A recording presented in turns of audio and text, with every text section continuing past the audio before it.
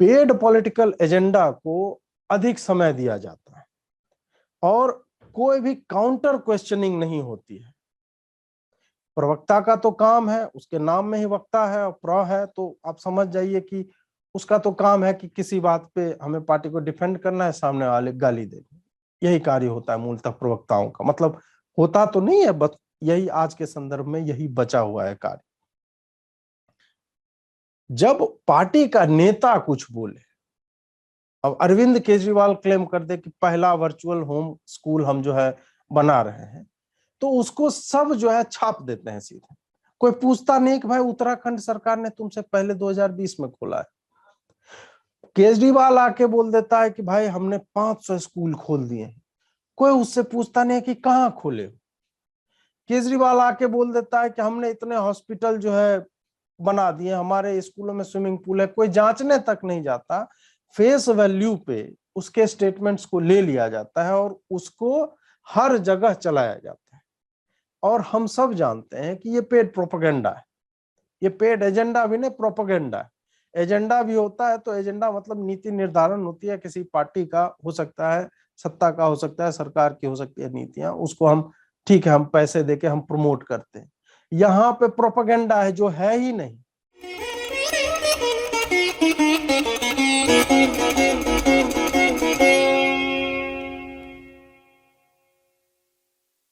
मेरे संभाषण का विषय जो है वो लोकतंत्र और पत्रकारिता आज के संदर्भ में यह है।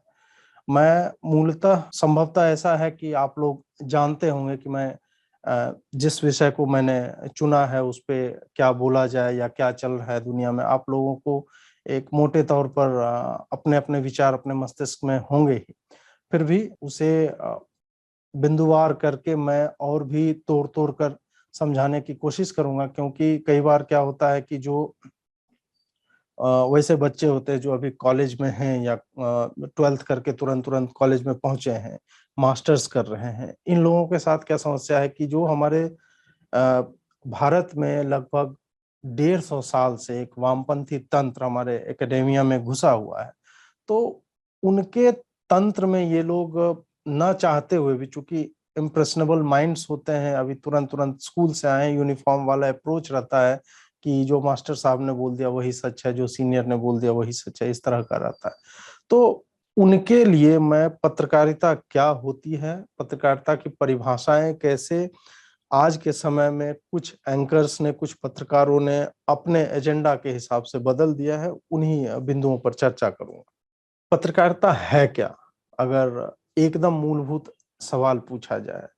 ये प्रारंभ जब हुआ था तो डायर्नलिज्म से वो अपभ्रंश होते होते जर्नलिज्म हो जाता है, और उस वक्त होता था कि टाउन स्क्वायर या गांव का जो चौराहा होता था वहां पे डुगडुगी बजा के जो भी संदेश होता था उसको एम्पलीफाई किया जाता था। मास मीडिया का जो कॉन्सेप्ट आता है कि बहुत जन प्रसार जो है, बहुत बड़े अमाउंट ऑफ मात्रा में लोगों तक पहुंचने का एक सोर्स होगा और रिसेप्शन जो होगा बहुत विशाल स्तर पे होगा, तो मास मीडिया का कॉन्सेप्ट वहां पे आता है। अब वो चलते चलते जो भी है, फिर सत्ताएं आती हैं, राजशाही आती है, फिर लोकतंत्र आता है। अब लोकतंत्र में क्या होने लगा कि आप जैसे बाकी के तंत्र हैं, तानाशाही में मीडिया सिर्फ प्रोपेगेंडा करता है क्योंकि वो डायरेक्टेड होता है, एक सत्ता जो भी शक्ति है वो चला रही है उससे। लोकतंत्र में क्या होता है कि मीडिया को चौथा खंभा बोला जाता है, फोर्थ स्टेट बोला जाता है। कार्यपालिका, न्यायपालिका और फिर आपका विधायिका, और उसके पार मीडिया आ जाती है। मीडिया के बारे में जो परिभाषा अभी तक चलती आ रही थी कि मीडिया जो है लगातार सिर्फ अटैक करे, इस पर मैं आगे चर्चा करूंगा। सबसे पहले मुझे क्या लगता है कि एकदम सामान्य में कोई पूछे पत्रकारिता क्या है समझना चाहे, तो पत्रकारिता का कार्य होता है मैग्निफिकेशन का, किसी भी चीज को बड़ा करके बताना, मतलब अधिकाधिक लोगों तक ले जाना, क्योंकि आप ऐसा कर सकते हैं। और कई बार सेंसेशनलाइज करने की भी आवश्यकता होती है कि एक टूटी हुई सड़क पे अगर एक मौत हो जाती है या एक्सीडेंट हो जाता है, तो भी हम एक पत्रकार के तौर पे उसे इस तरह से दिखाते हैं जैसे मतलब कुछ बहुत बड़ा, और कोई बहुत बड़ी दुर्घटना हो गई, एक मतलब हाथ में खरोंच आ गई या गिर गया बाइक सवार जाते जाते। क्यों ऐसा करते हैं? ऐसा करके आप आने वाले समय में जो यह दुर्घटना वृहद रूप ले सकती है या किसी की मृत्यु हो सकती है, उसको आप रोकते हैं। जब तक आप इन चीजों को, जो कि अनुचित है, उसको मैग्नीफाई नहीं करेंगे, उसमें अतिशयोक्ति नहीं करेंगे, उसको सेंसेशनलाइज नहीं करेंगे, तब तक जो सत्ता में लोग हैं या जो भी जवाबदेह लोग हैं, वो उस पर कोई रिस्पॉन्स देंगे नहीं। ये एकदम मैंने आपको तोड़ के बताया कि मैग्निफिकेशन का मतलब क्या होता है। और दूसरे मायने में देखें तो मैग्निफिकेशन ऐसा नहीं है कि सत्ता जो सकारात्मक कार्य कर रही है उसी का हो या नकारात्मक कर रही है उसी का हो। मैग्निफिकेशन, सत्ता को भी एक टूल चाहिए होता है। तो वह टूल जो है कि हमने कुछ बोला दिल्ली में बैठ के, वो तमिलनाडु के गांव तक, मणिपुर के गांव तक, गुजरात के गांव तक, बिहार के गांव तक कैसे पहुंचे, इसके लिए आपको एक माध्यम की आवश्यकता होती है। माध्यम मतलब मीडिया, तो वही बन जाती है मीडिया। तो गलती करे सरकार तब भी बोलना चाहिए, मैग्नीफाई करके बोलना चाहिए। उचित कार्य कर रही हो तब भी हमें मैग्नीफाई करके बोलना चाहिए। ये मूल सिद्धांत होता है पत्रकारिता का। अब क्या हुआ है कि इसको दोबारा परिभाषित कर दिया गया पिछले 8, 10, 15 सालों में कि सत्ता के हमेशा विपक्ष में होनी चाहिए पत्रकारिता को। मतलब it has to be always anti establishment. और यह उन्होंने परिभाषित इसलिए किया क्योंकि वो जिन लोगों को सत्ता में रखना चाहते थे, जो फोन कॉल करके मिनिस्ट्रीज अलॉट हुआ करती थी, फोन कॉल करके बैंक से करोड़ों हजारों करोड़ के लोन दिलवाए जाते थे, ये सब चीज जो स्मूथली चल रहा था वो अचानक से बंद हो जाता है। तब ये, जिसको अंग्रेजी में रैबिड डॉग्स बोलते हैं, रबीज के कीटाणु वाले कुत्ते जो होते हैं, उसकी तरह ये दांत और मसूड़ों के साथ जब ये भौंकने लगे, सत्ता जब भी कुछ अच्छा भी करे उसमें से भी मीन मेख निकालने लगे। तब जब लोगों ने कहा कि आप ओवरटली क्रिटिसाइज क्यों करते हैं गवर्नमेंट को बिना काम कर, तब इन्होंने बताया कि नहीं नहीं, तुम समझे नहीं, पत्रकारिता का तो मतलब ही है एंटी एस्टेब्लिशमेंट होना। जबकि ऐसा कहीं नहीं है। मैं पत्रकारिता का छात्र भी रहा हूं और पत्रकारिता का शिक्षक भी रहा हूं, और मैंने ठीक ठाक स्टडी भी किया है, और मेरा अनुभव भी, अब मैं वरिष्ठ पत्रकार नहीं हूं लेकिन मेरा अनुभव फिर भी 10, 12 साल का है, जो डायरेक्ट पत्रकारिता के लेखन से, एंकरिंग से, वीडियो से, विश्लेषण से जुड़ा हुआ है। और उसके तमाम जितने थ्योरीज होते हैं सारे मैं जानता हूं, सबका मैंने पठन पाठन किया, अध्ययन किया है। तब मैं आपको यह बता सकता हूं कि ये वाहियात बात और कहीं नहीं है कि पत्रकारिता हमेशा जो है सत्ता विरोधी होती है। नहीं, पत्रकारिता हमेशा सत्ता के साथ, साथ मतलब समर्थन नहीं, सत्ता जो कार्य कर रहे उसको पैरेलली देखती है और उसको मैग्नीफाई करती है, वो होती है पत्रकारिता। ये होता है उसका डेफिनेशन। अब देखिए कि पत्रकारिता जो, यूं तो भारत में हम नारद जी को पत्रकार बता देते हैं लोग, मतलब इतना वाहियात ये चीजें हैं। नारद जी के नाम से सम्मान पत्रकारों को दिए जाते हैं, विश्व का, ब्रह्मांड का पहला पत्रकार। ऐसा कुछ नहीं है। नारद जी को इन्होंने इतना क्षुद्र बना दिया कि उनसे ज्यादा ज्ञानी, मतलब हमारी सनातन सभ्यता में गिन चुन के कुछ देवता और कुछ ही ऋषि होंगे। ब्रह्मा के पुत्र नारद को, जो वेद विशारद हैं, ऐसे लोगों को आपने पत्रकार बना के कि वो नारायण नारायण करते, यहाँ के बाद वहां चुगलखोर आपने बना दिया।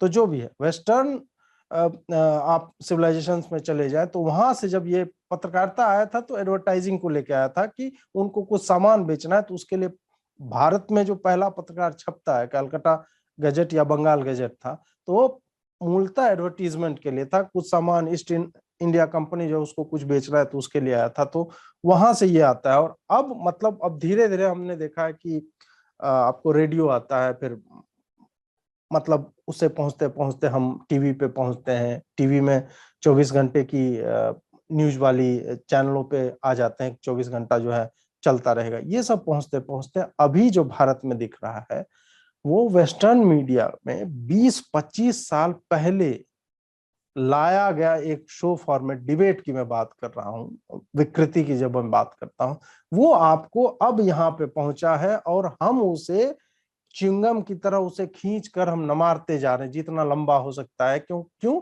क्योंकि उस फॉर्मेट को कोई ना कोई आके रिवाइव कर देता है। मतलब ये इतना दुखदायक और पीड़ादायक है, कोई भी ढंग का व्यक्ति हो कि न्यूज के स्टूडियो में आप चिल्लाना देखते हैं, एक स्क्रीन पे 18 पैनलिस्ट, 40 मिनट की डिबेट में 18 पैनलिस्ट, उसमें 10 मिनट खुद जो है एंकर बोल रहा है, तो तुम 30 मिनट में 18 लोगों को एडजस्ट कैसे करोगे? 12 पैनलिस्ट एक सामान्य चीज हो गई, जबकि 40 मिनट के डिबेट में 4 से ज्यादा पैनलिस्ट होने नहीं चाहिए। और पैनलिस्ट में कौन लोग हैं? हमारे पास मान लीजिए कि 10-12 बड़े बड़े चैनल हैं जिसको देखा जाता है, उसमें सब में 9 बजे में अगर आप 12-12 पैनलिस्ट बिठा देंगे, 12 नहीं, मान लो एकदम एकदम एवरेज ले ले, 8-8 भी बिठा दोगे, जो कि मैं कम बता रहा हूं, 8 गुना 10 80 लोग लगभग एक ही विषय पे डिबेट करते हैं, सबके सब जानकार होते हैं। इन जानकारों को, पैनलिस्टों का एक और इसमें मतलब विचित्र बात आई है जो एब्सर्ड और स्टूपिड है, कि इन्फ्लुएंसर्स को, कि आपके सोशल मीडिया पे फॉलोअर्स हैं तो उसको जानकार बता के लाया जाता है, और इनके बायो में जाके पढ़ोगे तो मतलब इनकी जितनी उम्र नहीं है उससे अधिक विषय के ये एक्सपर्ट होते हैं। मतलब डिफेंस पे भी बोल रहा है आदमी, अर्थव्यवस्था पे भी बोल रहा है, मिडिल ईस्ट पे भी बोल रहा है। हम जिस दौर में आप ढंग के एक्सपर्ट्स को देखोगे तो एक एक एरिया उनका सॉर्टेड आउट होता है, कि नहीं मैं सिर्फ पाकिस्तान और अफगानिस्तान मामलों पर लिखता हूँ, कोई चीन की पॉलिसी पे बोलता है, कोई जो है मैरीटाइम एक्सपर्ट है तो वो भी एक खास बाउंड्री के अराउंड बोलता है। यहाँ पर जो हमारे सोशल मीडिया पे जो एक्सपर्ट्स होते हैं, जिनको टीवी डिबेट में बुलाया जाता है, वो दुनिया क्या मतलब मंगल ग्रह पे भी कोई मतलब वहां पे पानी वानी मिलेगा तो वहां पे भी नाव चला के वहां के भी मैरीटाइम एक्सपर्ट ये लोग बन जाएंगे, अपने बायो में लिख देंगे। ये विकृति जो है, ये खोखलापन, जब एक्सपर्ट्स आपके आएंगे और उसके बाद एंकर सिर्फ चिल्लाता है और प्रेरित करता है कि उसके पूरे चैनल पे जितने शोज हों सब में सारे एंकर वही मेन एंकर के मिनी जो है छोटे छोटे रूप बनकर आ जाएं, तब फिर पूरे देश की डिबेटिंग एबिलिटी जो है वो खराब होती है। ये मैं एक मीडिया को क्रिटिसाइज नहीं कर रहा हूं, मैं बोल रहा हूं कि आप पूरी नस्ल को, पूरी पीढ़ी को बर्बाद कर रहे हैं, क्योंकि फिर उन्हें लगने लगता है कि ये शॉर्ट टू फेम है। हमारे 10-50 हजार जो है मतलब ट्विटर पे फॉलोअर हो गए, और मैंने अपने मन से लिख दिया, 4-5 विकिपीडिया पे जो फर्जी आर्टिकल होते हैं वो सब पढ़ लिया, इधर उधर क्या चल रहा है, 2 मिनट मुझे गला फाड़ के चिल्लाना है और मैं अपने बायो में लगा दूंगा कि टीवी के स्क्रीन पे मैं दिख रहा हूँ। ये फैसिनेशन जब आपके यंग मेन एंड वुमेन में, और थर्ड जेंडर जो भी है उनको मैं ऑफेंड नहीं करना चाहता, उनमें होने लगता है, तो वह विकृति जो है सामाजिक रूप में सर्वव्याप्त हो जाती है, और फिर पॉलिटिकल डिस्कोर्स जो सड़कों पे होगा और जो आपके लोकतंत्र के नेताओं को चुनने में होता है वो इसी लेवल का हो जाता है। तो मीडिया देखिए किस तरह से वैचारिक रूप से पूरे राष्ट्र को खोखला बनाती चली जाती है। अब मैं बात करूंगा कि क्यों पत्रकारिता को सामाजिक होना चाहिए, राजनैतिक नहीं। पॉलिटिक्स का अल्टीमेट एम, राजनीति का अंतिम उद्देश्य होता है समाज का उत्थान करना। इसलिए भी पत्रकारिता को पॉलिटिकल, ओवरटली पॉलिटिकल नहीं होना चाहिए। अभी क्या हो रहा है कि पॉलिटिकल स्टेटमेंट्स जिसका कोई सोशल इंप्लीकेशन नहीं है, किसने क्या कहा, किसने ट्वीट क्या कर दिया, किसने कौन सा इंस्टाग्राम पे फोटो लगा दिया, किसने कौन सा मीम शेयर कर दिया, और जिनमें किसी भी तरह का की वैचारिकता नहीं होती है, जिससे मतलब सामाजिक विचार को ही, सामाजिक डिस्कोर्स को ही कहीं आगे ले जाया जा सके, जिसका कोई परिणाम नहीं होता, वैसे मुद्दों पे घंटों डिबेट चलती है कि किसने क्या कह दिया। तो जब मैं कहता हूं कि पत्रकारिता को सामाजिक होना चाहे, राजनीतिक नहीं, तो उसका एक कारण यह है कि फ्रिवलस स्टेटमेंट्स को, जिसका कोई मतलब उसके होने ना होने से उस व्यक्ति को भी प्रभाव नहीं पड़ रहा है जिसने बोला है, और कई बार बोलते ही इसीलिए है कि एएनआई वाला माइक लेके पहुंच जाएगा, हाँ हाँ बोलिए, इस पे प्रतिक्रिया दीजिए। मतलब आप सोचिए कि बात डिफेंस की हो रही है, चीन की हो रही है, राहुल गांधी से तुम पूछ रहे हो, राहुल गांधी छोड़ो, मतलब कोई भी रैंडम आदमी मिल गया आपको, इन्होंने टारगेट कर रखे हैं कि हाँ गिरिराज सिंह बोल सकते हैं, तो लालू का लौंडा बोल सकता है, ये बोल, 3-4 लोग जो बड़बोले हैं, जिन्हें अपने मतलब चमड़े का मुंह है, जब मन करो हर बात पे कुछ ना कुछ बोल देना है, उनके आगे माइक लेके पहुंच जाना है, और वो लोग कुछ भी बोल देते हैं। और वो बोलते हैं इसीलिए क्योंकि उन्होंने काम कुछ नहीं किया होता है। उनको बोलना, उनको पता है कि मीडिया को क्या चाहिए, इन मीडिया वाले को पता है कि इससे हमें क्या मिलेगा। तो ये अन्योन्याश्रय संबंध जिसको बोला जाता है, उस नेचर का है कि तुम मेरी खुजाओ, मैं तुम्हारी खुजाऊंगा, और ये चलता रहेगा। तो मीडिया यहाँ पर भी मतलब इंपॉर्टेंट एयर टाइम जो है वेस्ट करता है, उसको ऐसा नहीं करना चाहिए। दूसरा बिंदु जो है, क्यों पॉलिटिकल नहीं होना चाहिए मीडिया को और सामाजिक होना चाहिए, कि पेड पॉलिटिकल एजेंडा को अधिक समय दिया जाता है और कोई भी काउंटर क्वेश्चनिंग नहीं होती है। प्रवक्ता का तो काम है, उसके नाम में ही वक्ता है और प्र है, तो आप समझ जाइए कि उसका तो काम है कि किसी बात पे हमें पार्टी को डिफेंड करना है, सामने वाले गाली देनी, यही कार्य होता है मूलतः प्रवक्ताओं का। मतलब होता तो नहीं है, बस यही आज के संदर्भ में यही बचा हुआ है कार्य। जब पार्टी का नेता कुछ बोले, अब अरविंद केजरीवाल क्लेम कर दे कि पहला वर्चुअल होम स्कूल हम जो है बना रहे हैं, तो उसको सब जो है छाप देते हैं सीधे। कोई पूछता नहीं कि भाई उत्तराखंड सरकार ने तुमसे पहले 2020 में खोला है। केजरीवाल आके बोल देता है कि भाई हमने 500 स्कूल खोल दिए हैं, कोई उससे पूछता नहीं कि कहाँ खोले। केजरीवाल आके बोल देता है कि हमने इतने हॉस्पिटल जो है बना दिए, हमारे स्कूलों में स्विमिंग पूल है, कोई जांचने तक नहीं जाता। फेस वैल्यू पे उसके स्टेटमेंट्स को ले लिया जाता है और उसको हर जगह चलाया जाता है। और हम सब जानते हैं कि ये पेड प्रोपेगेंडा है, ये पेड एजेंडा भी नहीं, प्रोपेगेंडा है। एजेंडा भी होता है तो एजेंडा मतलब नीति निर्धारण होती है किसी पार्टी का, हो सकता है सत्ता का, हो सकता है सरकार की, हो सकती है नीतियां, उसको हम ठीक है हम पैसे देके हम प्रमोट करते हैं। यहाँ पे प्रोपेगेंडा है जो है ही नहीं।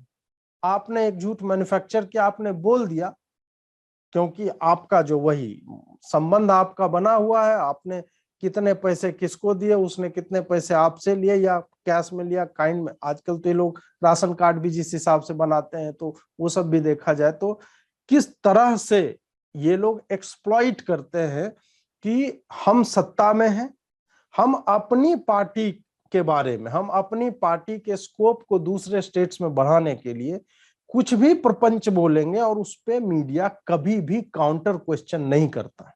वही मतलब चाहे आप शाम की डिबेट हो या फिर नॉर्मल एक रैंडम रिपोर्टिंग होती है, जब आपके पास माइक होता है तो आप सवाल भी पूछ सकते हैं, कुछ नहीं पूछा जाता है। ये दूसरा बिंदु है जब मैं कहता हूं कि मीडिया को पॉलिटिकल ओवरटली नहीं होना चाहिए बल्कि सोशल होना चाहिए।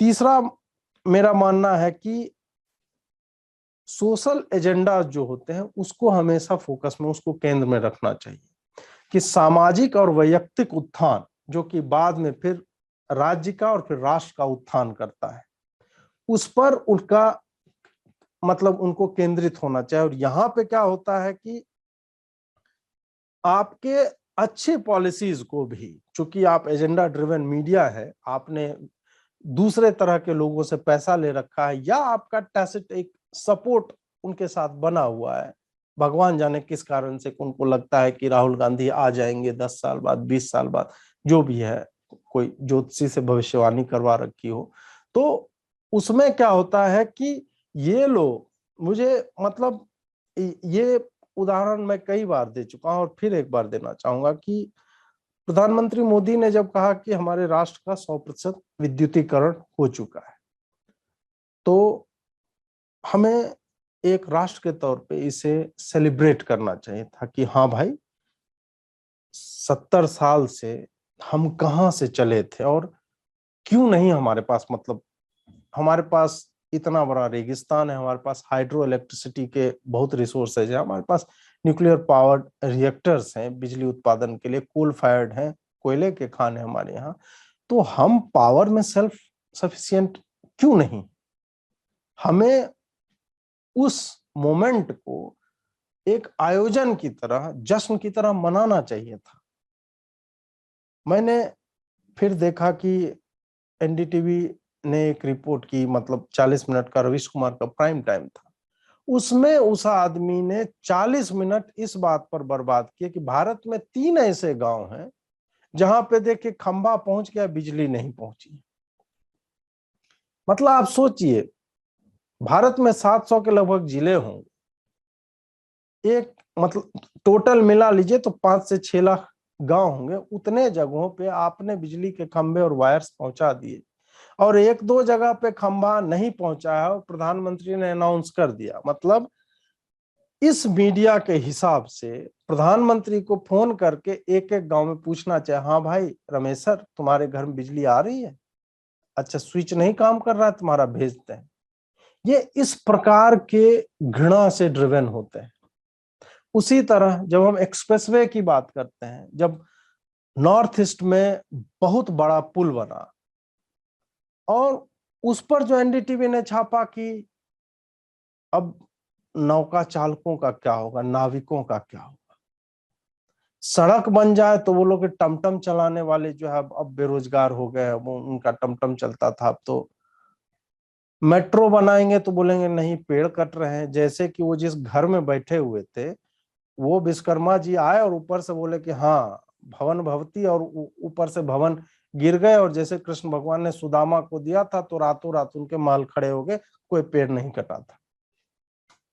इनका डेवलपमेंट को लेके, और खास करके जब नरेंद्र मोदी की सरकार डेवलपमेंट करती है, तो अब देखिए ना, मेधा पाटकर से लेके अभी तक में जिस हिसाब से रहा कि उसने बोला था कच्छ में कभी पानी नहीं पहुंचेगा, सरदार सरोवर बांध और ये नर्मदा बचाओ अभियान, उसमें हमने देखा कि कितने करोड़ों का हेर फेर हुआ है, वो सब फाइल सभी खुली है। इन सब को ये लोग हीरो हीरोइन बना के प्रोजेक्ट करते रहे ताकि भारत के विकास की गति जो है वो थम जाए।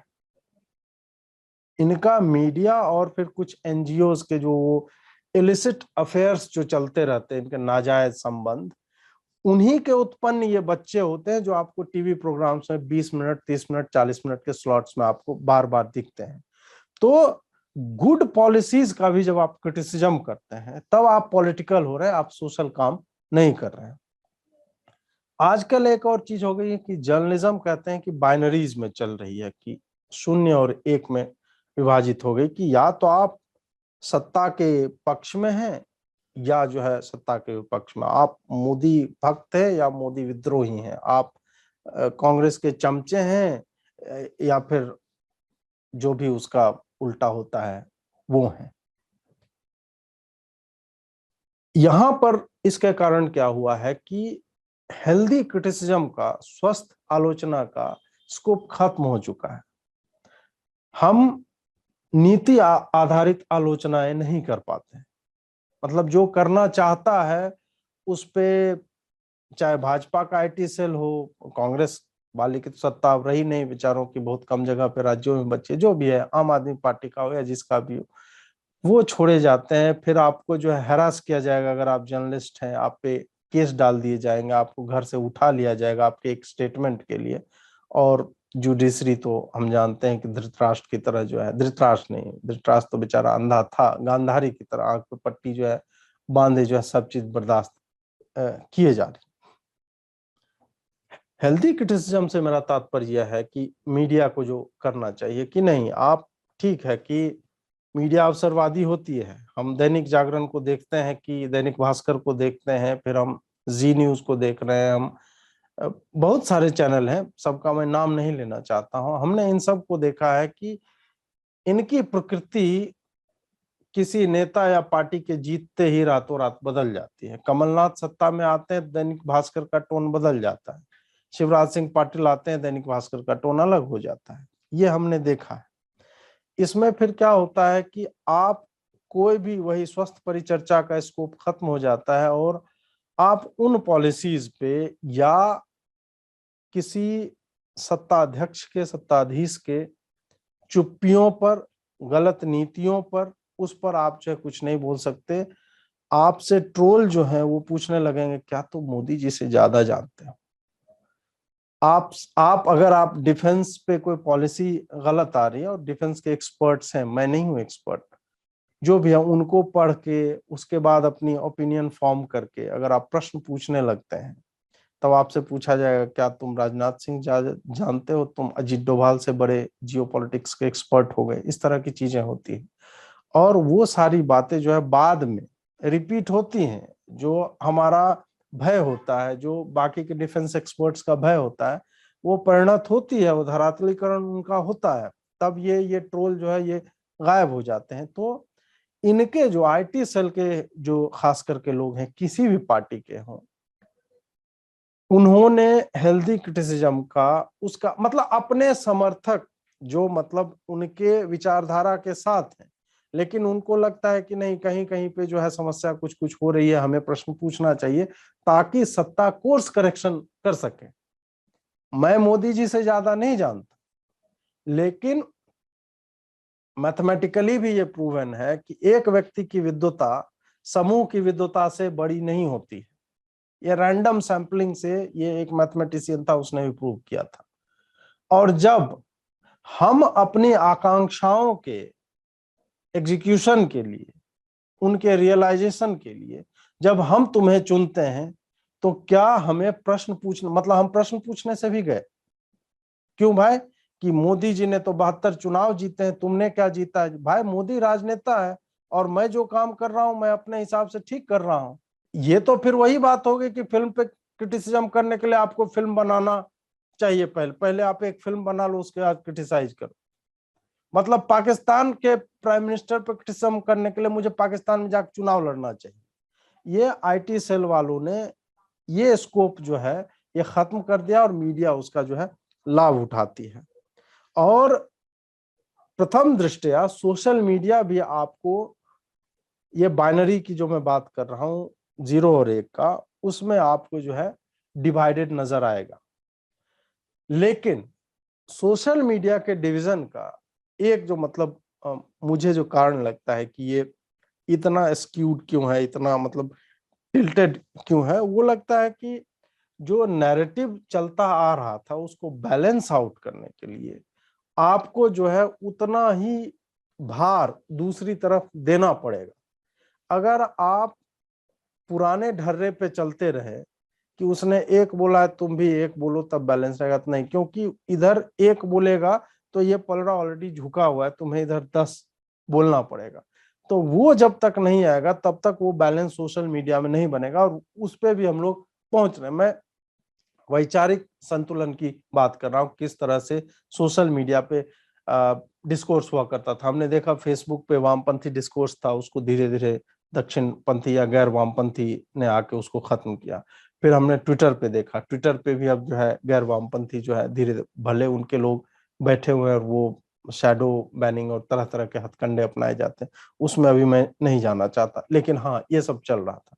अब अगला बिंदु जो आता है वो है जर्नलिज्म में आइडेंटिटी बेस्ड जर्नलिज्म होने लगी है, मतलब पहचान आधारित पत्रकारिता। इसका क्या तात्पर्य है कि अभी के समय में ये सबसे घटिया, सबसे मतलब नीच स्तर की अगर कोई रिपोर्टिंग या विश्लेषण हो रहा है तो वो पहचान आधारित है कि मुस्लिम क्राइम्स की रिपोर्टिंग, उसमें अगर वो परपिट्रेटर हो, अगर उसने अपराध किया, अपराधी है, आरोपित है, तो उसके पूरे पहचान को आप पूरी रिपोर्ट में उसका नाम तक नहीं पढ़ेंगे। यूथ यूथ फ्रॉम जो भी है बेंगलुरु टेकी फलाना ढिमका इस तरह करके गायब कर दिया जाएगा। बीच कॉपी में एक आध जगह दिख भी जाए तो हेडलाइन में तो बिल्कुल नहीं। और एनडीटीवी वाले इसमें एक्सपर्ट है, आपको हमेशा जो है पॉलिटिकल कीड़ा है उनके टाइमलाइन पे जाके देख लीजिए, वो दिखा देते हैं कि एनडीटीवी जब हिंदू कोई क्राइम करता है तब क्या लिखता है, हिंदू में तो उसके दादा का और गोत्र भी इनका बस चले तो वो लिख दे। मुसलमान सिर्फ यूथ होता है, और हिंदू अगर नाम उसका राम वाम गलती से नाम हो गया तब तो रामायण और मर्यादा पुरुषोत्तम सब उसी हेडलाइन में ये लोग डाल देते हैं। तो एक तरह तो ये होगी कि अपराधियों को ये छुपाते हैं। दूसरा क्या है, जब आप थूक फेंकने वाला इंसिडेंट था वो याद कीजिए, तबलीगी जमात जिस तरह से पूरे देश में कोरोना फैला है वो हम सब ने देखा है, उस समय की उस पर रिपोर्टिंग याद कीजिए। मौलवी जब रेप करते हैं, तब हम देखते हैं कि उसकी रिपोर्टिंग किस तरह से दबा दी जाती है। उसके बाद फिर मदरसा के क्राइम्स होते हैं, ये सारे हम देखते जाते हैं। तो हम लगातार देखते हैं कि इन सब चीजों को यही मीडिया इस्लामोफोबिया बता देती है। हर चीज जो इस्लाम के ट्रूथ से है। अभी हाल ही का फिर मैं नुपुर शर्मा वाला मामला लाना चाहूंगा। उसमें हमने देखा है कि ऐसे सत्यों को जो इनकी किताबों में लिखा हुआ है उस पे अगर आप बोलते हैं तो इस्लामोफोब आपको बता दिया जाएगा। तो ये एक आइडेंटिटी बेस्ड जर्नलिज्म की पहचान अभी अभी फिलहाल बनी हुई है।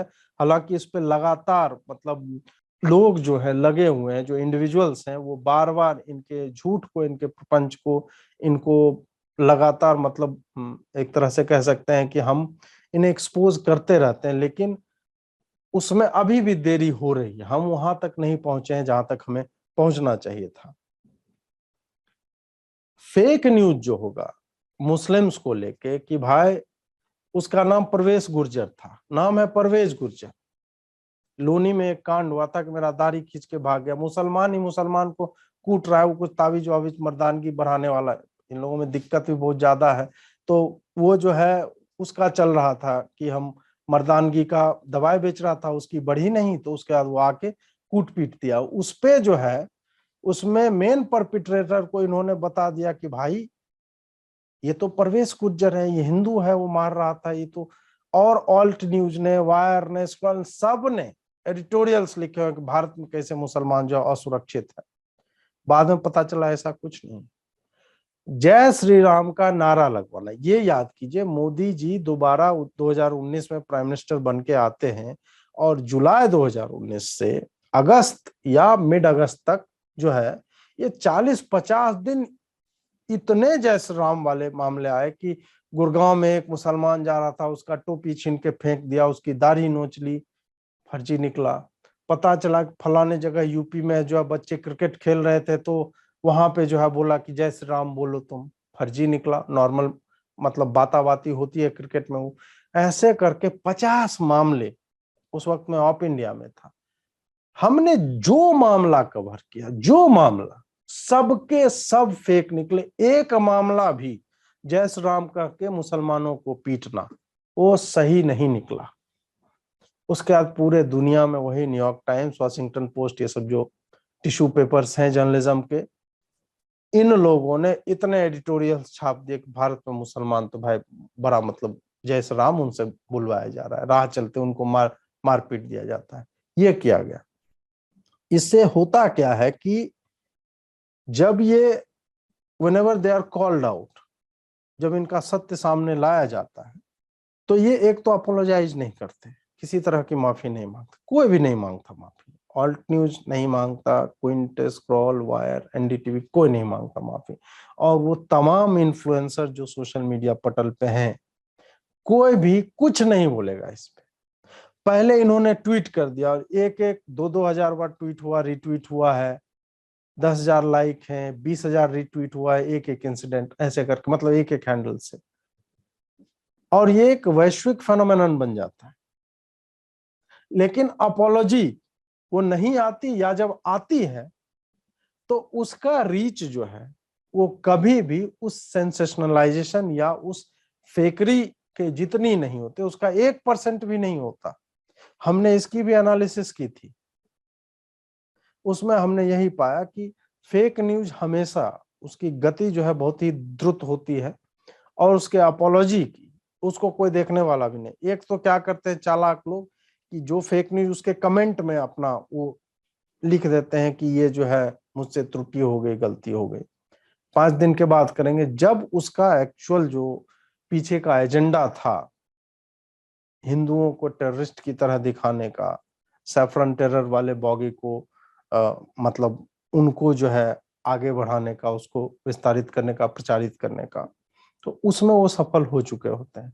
और ये धीरे धीरे स्मॉल डोजेज में ये ऐसा बन जाता है कि आपको चुनाव के समय में अचानक से आपको दिखेगा कि 2024 में अगर चुनाव है तो आप जनवरी 2024 से देखिएगा कि किस तरह से रिपीटेड वही पुराने इंसिडेंट्स को याद करके फिर से वो चलता है ताकि यहाँ के उन फेंस सिटर्स को प्रभावित कर सके मीडिया, जो अभी डोलड्रम में है कि हम किसको वोट दे नहीं दे। ये इनका चलता रहता है। कुछ प्रोपेगेंडा साइट्स हैं जो अपने आप को मतलब मीडिया बताते हैं, है नहीं। ऑल्ट न्यूज का आप देखिए, हमेशा इनका जितना फैक्ट चेक होगा, थूक फेंक रहा है, पेशाब मिला रहा है फल में या खाने में, जहां पे भी है, तो उसको हमेशा ये बोलेंगे नहीं वो थूक ने दम भर रहा है। अबे किसने बोला था तुमको दम भरने के लिए?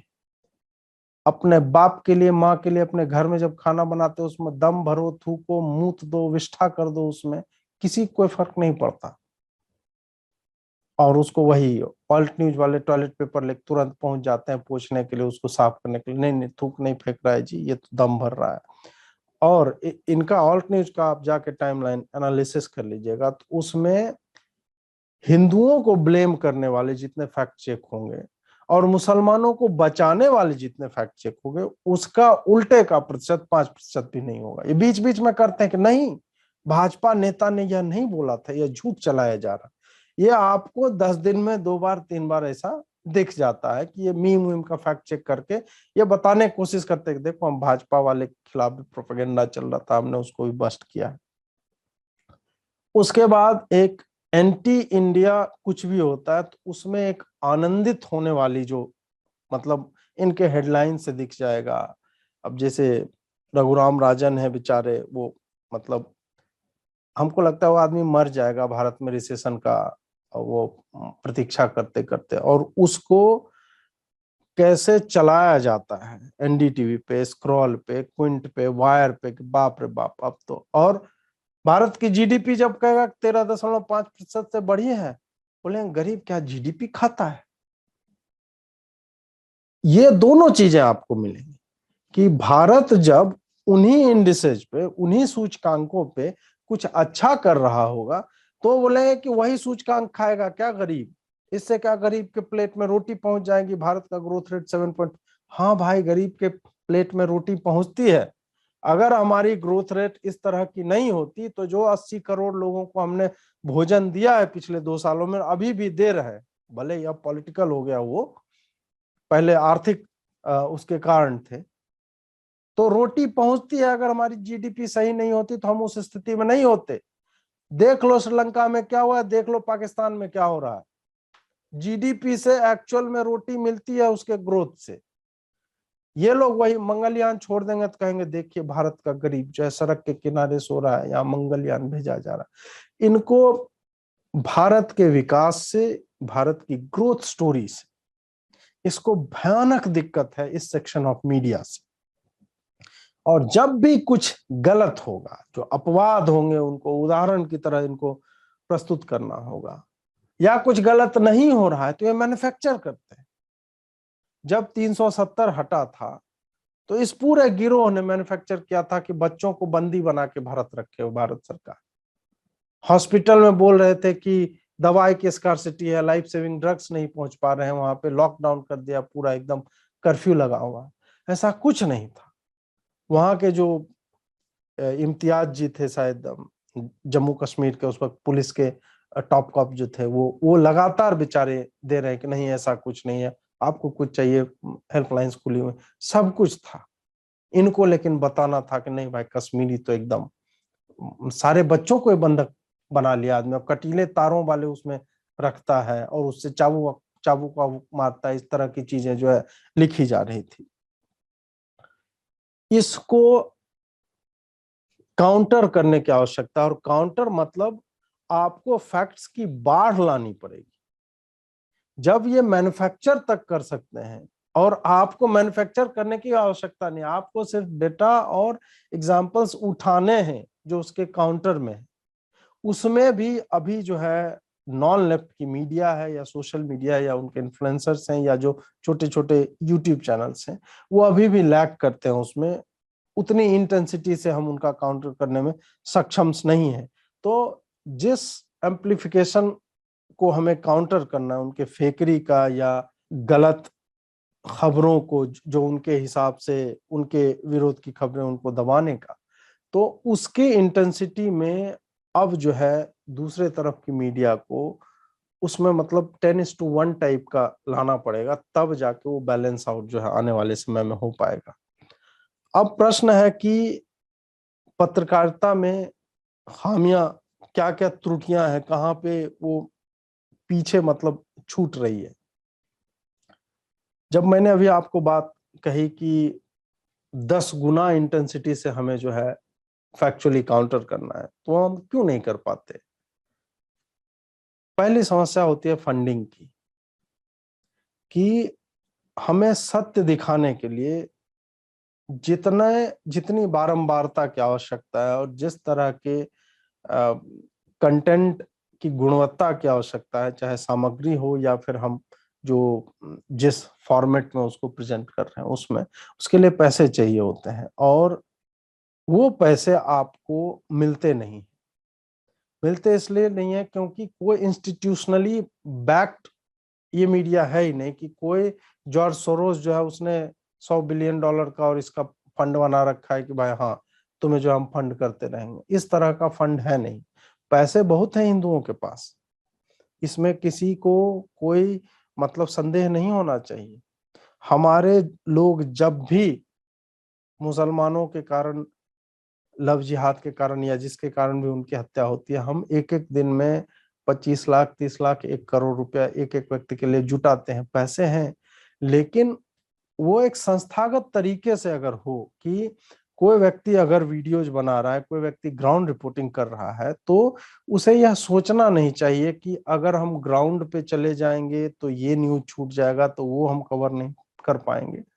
एक तो फंड की समस्या है, दूसरी है कि जिनके लिए आप कार्य करते हैं, जिस विचारधारा के लिए, वहां से आपको तथ्य तक उपलब्ध नहीं कराए जाते हैं। तो जिस काउंटरिंग की हम बात कर रहे हैं, जिस हम काउंटर अटैक की बात कर रहे हैं, तो वो संभव ऐसे में नहीं हो पाएगा। फिर एक बात आती है, कई बार कहते हैं कि एकता नहीं है नॉन लेफ्ट वालों में, सब अपने अपने हिसाब से चलते रहते हैं। उसकी भी जड़ में फिर फंडिंग ही आती है। फंडिंग इसलिए आती है कि कई बार हमें प्राथमिकता देनी पड़ती है कि हम क्या करें, किसे हम त्यागें। और इंस्टीट्यूशनल सपोर्ट की, चाहे फैक्ट हो या फंडिंग हो, इस दोनों पे एक उदाहरण मैं देना चाहूंगा। कोविड के समय में जब जलती चिताओं के दृश्य दिखाए जा रहे थे और बरखा दत्त पहुंच गई और कई मीडिया वाले पहुंच गए कि गंगा के किनारे जो है शवों को दबाया जा रहा है बालू में।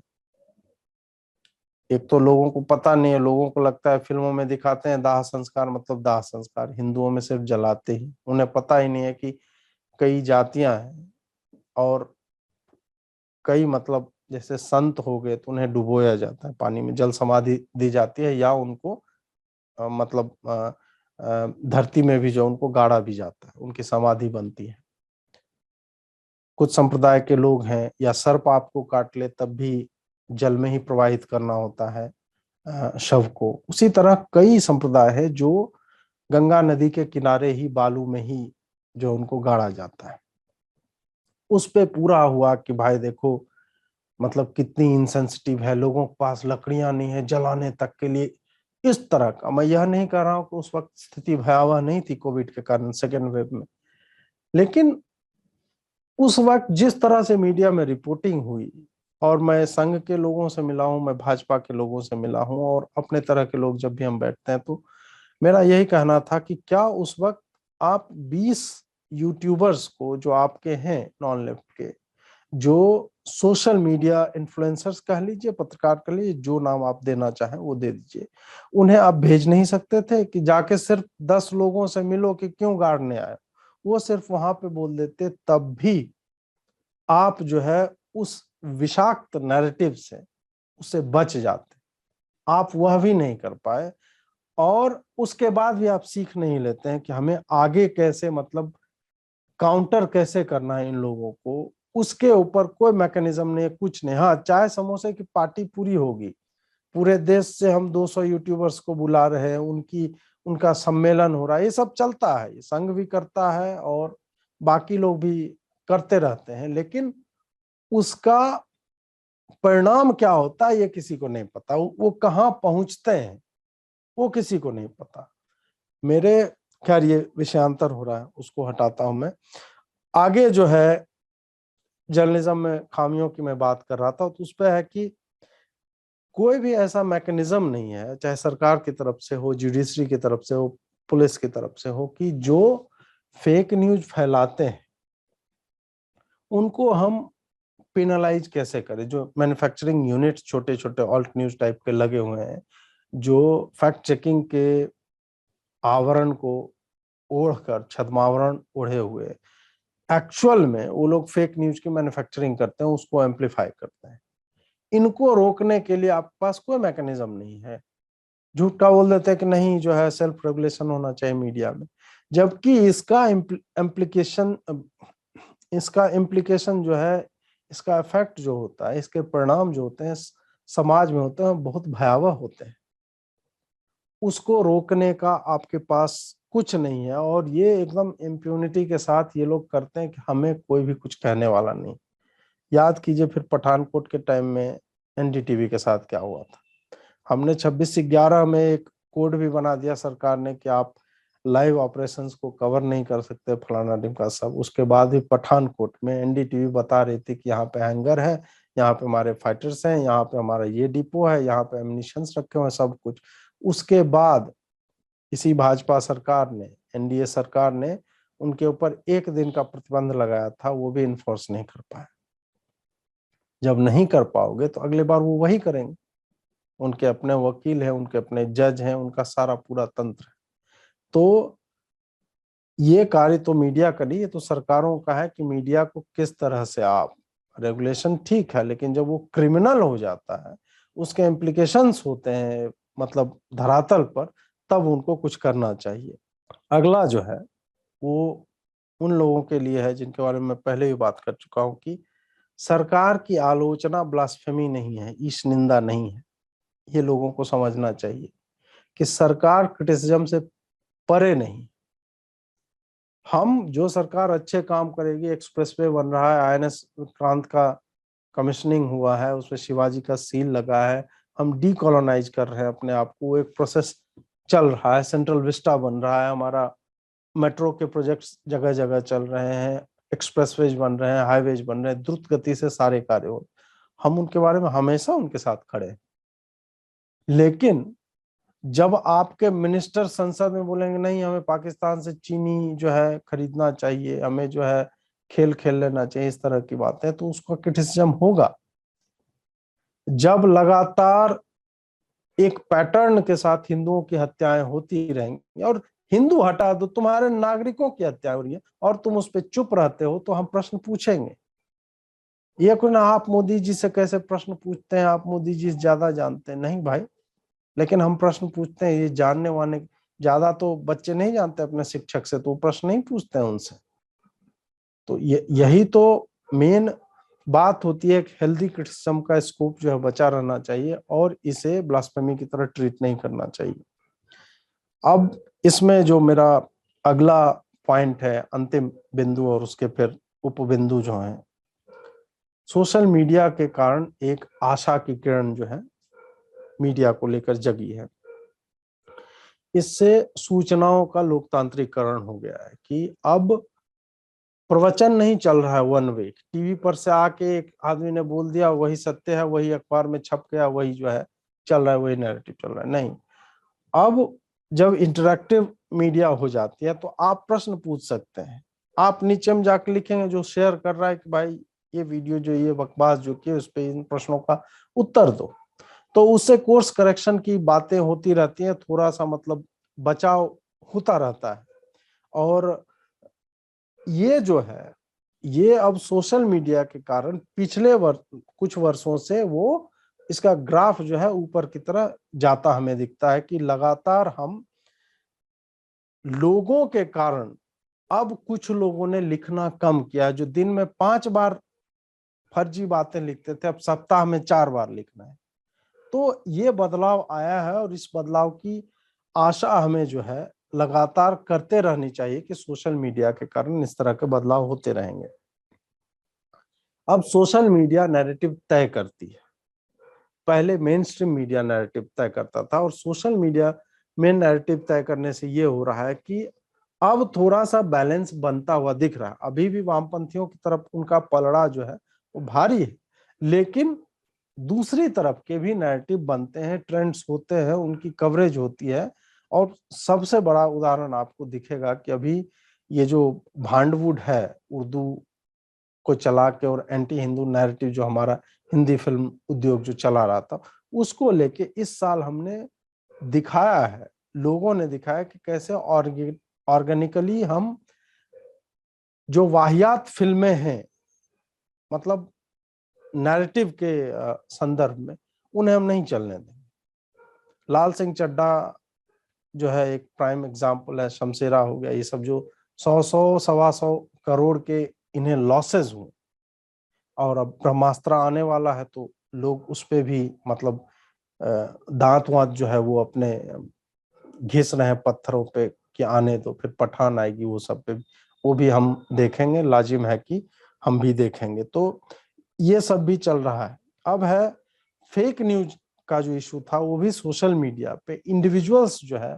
बस्ट कर रहे हैं, ओपन सोर्स इंटेलिजेंस का सहारा लेके ले लें, या फिर क्या होता, पहले क्या होता था कि आपने बुलंदशहर के नाम पे कुछ छाप दिया और सोचा कि बुलंदशहर का है कौन दुनिया में भाई, तो अब बुलंदशहर के लोग बैठे हो बोल रहे हैं कि नहीं भाई यहाँ पे ऐसा कुछ नहीं हुआ है, तो आपका झूठ पकड़ा जाता है।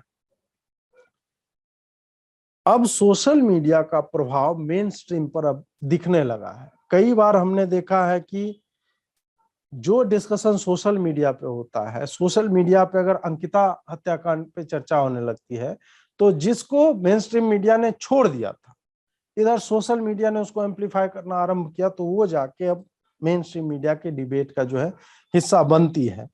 और एक और अभी जो मैं उदाहरण देना चाहूंगा कि इंडिया टुडे के कई एंकर्स, उसमें शिवरूर थे, गौरव सावंत थे, राजदीप सरदेसाई थे, और भी दो महिलाएं भी थी जिनका नाम नहीं जानता मैं, तो ये लोग बैठ के यही बॉयकॉट ट्रेंड पे चर्चा कर रहे थे। तो वो क्यों करते हैं ऐसा?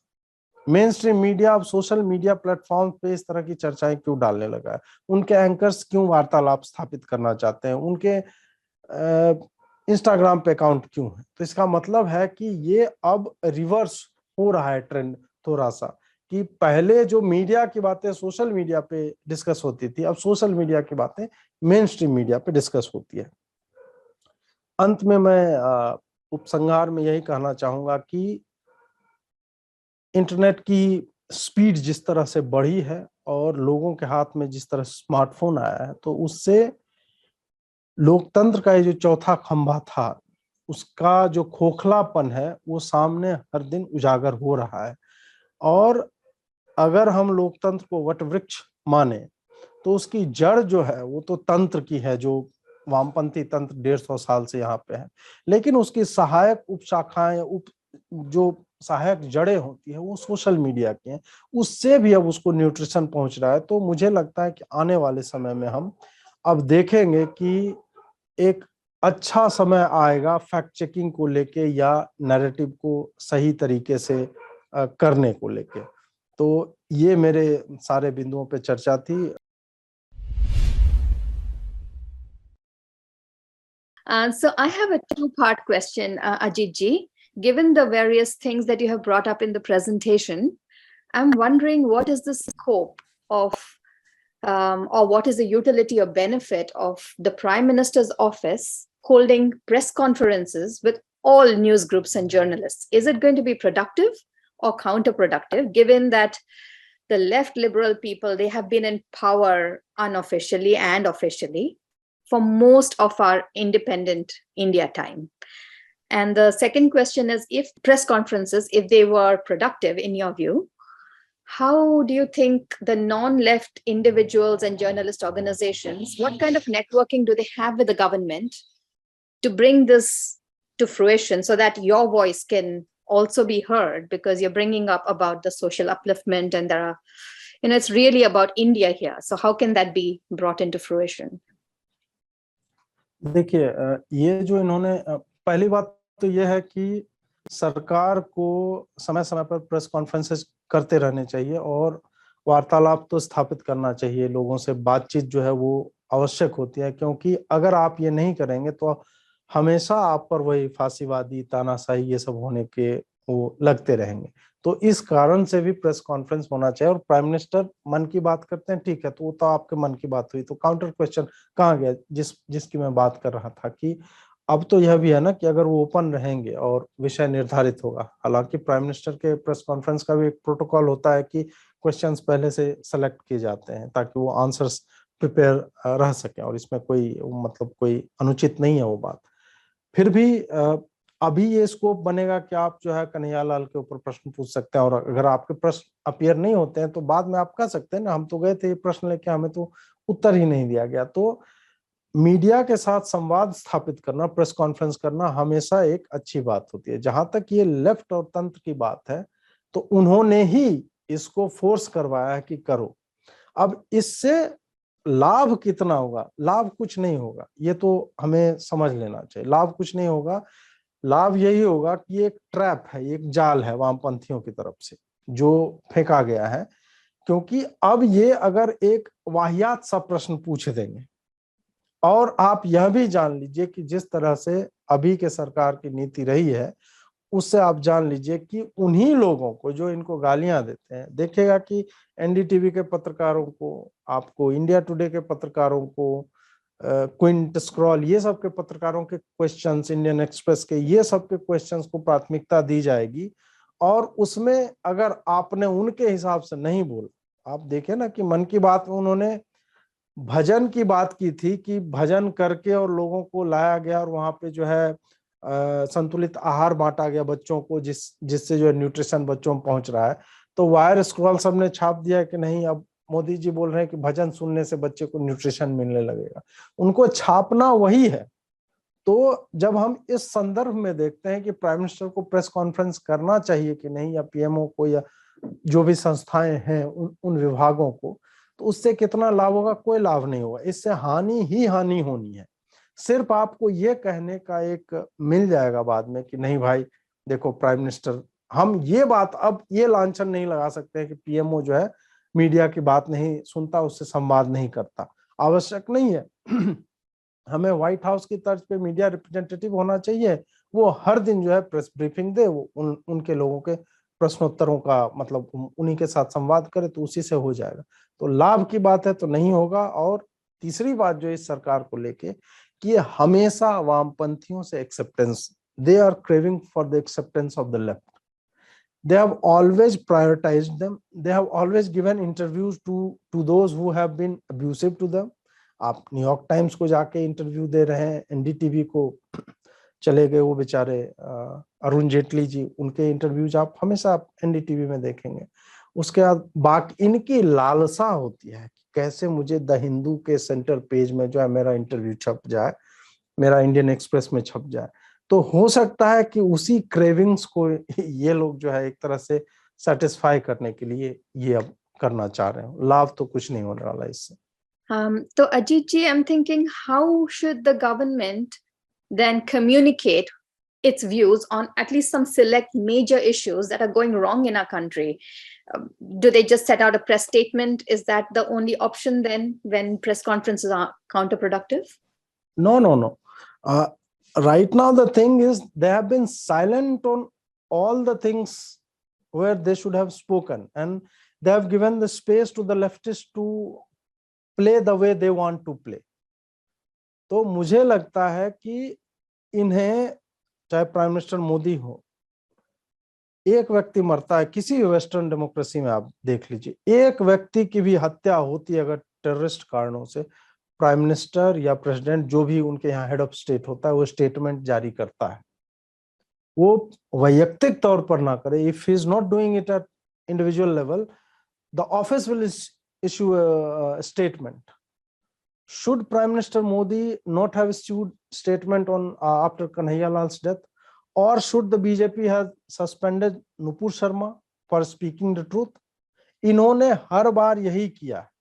तो जिस दिन ये बोलने सिर्फ लगेंगे, that's all, क्योंकि हेड ऑफ स्टेट का बोलना ऐसे मुद्दों पर अत्यावश्यक होता है। They should not care about what the left is going to say on it. They should just be focused on speaking on the truth of the day कि हाँ ये हो गया and I am condemning it. Prime minister जब इतनी बात भी बोल देगा ना तो उसके नीचे ये ट्रिकल डाउन इफेक्ट होता है। एवरीबडी, वो जितना पुलिस का अफसर होगा, न्यायपालिका होगी, एवरीबडी विल से कि नहीं उसके कॉग्निजेंस में है, इट इज वो उनके संज्ञान में है कि prime minister is monitoring it. वो खाली लिख दे कि मैं इसे निजी तौर पर इसकी मॉनिटरिंग कर रहा हूं कि यह हत्या हो रही है और एक नहीं 6 हत्याएं हो गई हैं और परपिट्रेटर्स पे हम मतलब वी आर गोइंग टू मतलब लीगली लॉफुली जो भी हो सकता है वो हम करेंगे। सिर्फ इतना लिखना चाहिए, वो भी नहीं लिख रहे हैं, वो भी नहीं बोल रहे हैं। इसी कारण इनका लिखना और बोलना तो बहुत ही ज्यादा आवश्यक है। उससे देश को, समाज को बहुत ही अधिक लाभ होगा। सिर्फ ये बोलने लगे, प्रेस कॉन्फ्रेंस ना करें, ये सिर्फ स्टेटमेंट्स दें and they should not care about कि अब लेफ्ट इस पे क्या बोलेगा कि मैंने इस पे बोल दिया उस पे नहीं बोला। तुम जिसका वोट लेते हो उसके लिए तुम्हें बोलना पड़ेगा, सीधी सी बात, स्पष्ट बात। बिल्कुल बिल्कुल ठीक बात है अजीत जी। लेकिन ये पहले दिन से, जब से ये आए थे सरकार में, तब से मेरे जैसे कॉमन लोगों को भी लगता है कि इनका मीडिया मैनेजमेंट बहुत बहुत खराब है। They need something for their to speak out. अभी तक क्यों नहीं हुआ? क्योंकि सबको पार्टी से तनख्वाह मिलती है या क्या दिक्कत है? नहीं, कई बार क्या होता है कि आपको अनुभव नहीं होता है सत्ता को चलाने का। सत्ता को कितना ब्रूटल होना चाहिए इसका अनुभव होना चाहिए भाजपा को, क्योंकि they have been at the receiving end for मतलब फॉरएवर, जब से इनका एग्जिस्टेंस है। और इनके लोगों को किस तरह से प्रताड़ित किया गया फिजिकली, इनके लोग मरवा दिए गए, रेलवे ट्रैक्स पे इनके लोगों के शव मिले हैं। तो अपने प्रधानमंत्री को मार के गायब कर देते हैं, उस पर कोई जांच कमेटी नहीं बैठती। और उसके बाद इनके जितने भी बड़े बड़े आइकॉन्स रहे, फिगर्स रहे, उनके बारे में इतना झूठ प्रचारित किया। तो आपकी वैचारिक हत्या की गई, आपकी शारीरिक हत्या की गई, ये सब होता रहा। और उसके बाद आप फिर वो गांधी जैसा मतलब उस तरह का लेक चल रहे हो, नहीं हम एक गाल बढ़ाएंगे दूसरा भी मार दो, उस पर थप्पड़ मार दो। तो ये नहीं चलेगा, ये अप्रोच बिल्कुल गलत है। और फिर पता नहीं जो भी कारण हो कि किसी और से प्रभावित होकर ये कार्य कर रहे हैं, कोई संस्था है, कुछ लोग हैं, कुछ इंडिविजुअल्स हैं, कोई राष्ट्र है जो हमारी पॉलिसीज का निर्धारण कर रहा है, ऐसा भी प्रतीत होता है। नहीं तो एक झूठ के ऊपर 57 अरब देशों मतलब मुस्लिम देशों की संस्था जो है आप पे स्टेटमेंट जारी कर देती है, आप कुछ नहीं करते, आप झुक जाते हैं, आप माफी मांग लेते हैं और आप उस व्यक्ति को सस्पेंड कर देते हैं। तो ये बहुत कुछ कहता है इनके एटीट्यूड के बारे में कि इनके पास टैलेंटेड लोगों की कोई जगह नहीं है। ये एक कोठरी इन्होंने कुछ यस मैन की बना रखी है और वही डिसाइड करते हैं कि क्या वहां तक पहुंचेगा। एक आयरन कर्टन क्रिएट कर लिया आपने इन एंड अराउंड, और उसके बाहर के लोगों की कोई बात सुनी नहीं जाती है। तो इनके पास आप देखें ना, वेणुगोपाल 92 साल का हो गया बुढ़ा, वो अभी तक जो है बना हुआ है अटॉर्नी जनरल। कब तक उसको बनाओगे भाई? 3 जनरेशन उसके बाद आ गई है लीगल प्रोफेशन में, आपके पास एक ढंग का बंदा नहीं है। अब मतलब सोचना चाहिए इन लोगों को। और ये सिर्फ एक लेवल पे नहीं है कि हम सिर्फ लीगल मतलब जुडिशरी की बात करें, हर जगह पे यही है। आप कुछ ही व्यक्तियों को लगातार एक्सटेंशन दिए जा रहे हैं, जैसे इसके बाद तो जियो पॉलिटिक्स को समझने वाला कोई नहीं है, इसके बाद तो आईबी को कोई हेड करने वाला नहीं है, रॉ को हेड करने वाला नहीं है। हर संस्था में एक्सटेंशन दिए जा रहे हैं, बाकी टैलेंटेड लोगों का मतलब अकाल पड़ा हुआ है देश में। उस हिसाब से आप देखेगा तो ये लोग एकदम कंप्लीटली एक एक क्लोज संस्था बन के रह गए हैं। पहली बात तो ये मीडिया हाउसेस की आपने बात की। स्क्विंट का तो मेरे को लगता है नाम स्क्विंट होना चाहिए, वो एक आंख बंद करके आधी चीज देखते हैं। ऐसा कैसे होता है कि एक मीडिया हाउस के लिए तो वो फ्रीडम ऑफ स्पीच होता है और दूसरे के लिए कंटेम्प्ट ऑफ कोर्ट हो जाता है? और दूसरी बात इसी से रिलेटेड, आपके साथ में जो अवमानना का केस या आरोप है उसके बारे में थोड़ा सा बताएंगे। मेरे पे जो था पता नहीं, ये लोग चंद्रचूड़ जी के सीजेआई बनने का मुझे लगता है उसकी प्रतीक्षा कर रहे हैं, तब उसके बाद मेरे ऊपर केस चलेगा। क्योंकि रमन्ना साहब चले गए, यूयू ललित साहब भी 70 दिन में चले जाएंगे, तो अभी तक तो मेरे ऊपर केस जो होगा उसको लेके मुझे कोई जानकारी नहीं है कि ये होगा नहीं होगा क्या होगा। तो ये तो भगवान जाने कब होगा, ये मुझे नहीं पता है। दूसरा वो freedom of speech versus freedom contempt. Of speech वही है कि अब नेहरू जी ने जो ब्लंडर किया था उसमें संशोधन करके रीजनेबल रिस्ट्रिक्शंस का, वो हम लोग झेल रहे हैं। कहने को तो ठीक है कि मेरी नाक जहां से आरंभ होती है तुम्हारा राइट्स जो है वहां पे खत्म हो जाते हैं, फंडामेंटल राइट्स, ये सब कहने सुनने में ठीक लगता है, लेकिन इसको ओपन टू इंटरप्रिटेशन छोड़ दिया गया है कि एक्चुअल में क्रिटिसिज्म किस स्तर तक अलाउड होना चाहिए।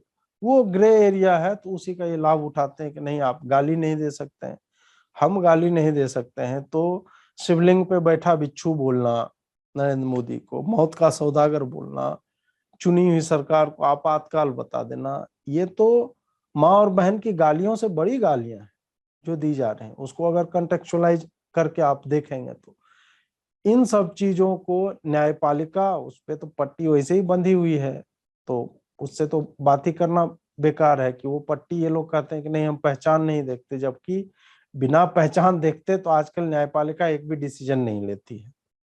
कि केतकी चिताले जो है वो मतलब 40-40 दिन जो है सड़ रही है जेल में, उसको बेल नहीं मिल रही है, और तीस्ता तलवार को कहते हैं कि नहीं शी इज ए लेडी, तो हमें जो है अलग तरीके से देखना पड़ेगा।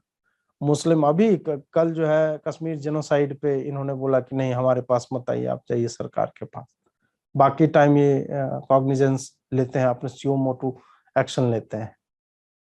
आप फिर देख लीजिए कि इस तरह के इतने इंस्टेंसेज हर दिन आपको कोर्ट के मिलेंगे, जिसमें आपको व्यक्ति व्यक्ति में भेद करता सुप्रीम कोर्ट दिख जाएगा, उसका स्टेचर कितना है, कौन से लॉयर उसको रिप्रेजेंट कर रहे हैं, उसके आधार पे निर्णय लिए जाते हैं कि इसको बेल दिया जाए या इसका लिस्टिंग तक, उस तक में जो है भ्रष्टाचार घुसा हुआ है। और इनको कुछ कहोगे तो मतलब एग्जीक्यूटिव की आलोचना आप कीजिए वो अवमानना नहीं होती, विधायिका की आलोचना आप कीजिए वो अवमानना नहीं है, जुडिशरी की कीजिएगा तो अवमानना हो जाती। कैसे भाई? जब तुम विधायिका से नीचे हो तो विधायिका की कोई अवमानना नहीं होती है, तुम्हारी अवमानना हो जाती है। ये अपने आप में विचित्र बात है। ये वाहियात कानून जो है, इस कानून को तो हटा देना चाहिए सरकार को। इसको संविधान में अगर कहीं है, जो कि नहीं है, तो मतलब जहां भी है वहां से वो डिलीट मारो इसको, इसका कोई मतलब नहीं रह गया है आज के सभ्य समाज में।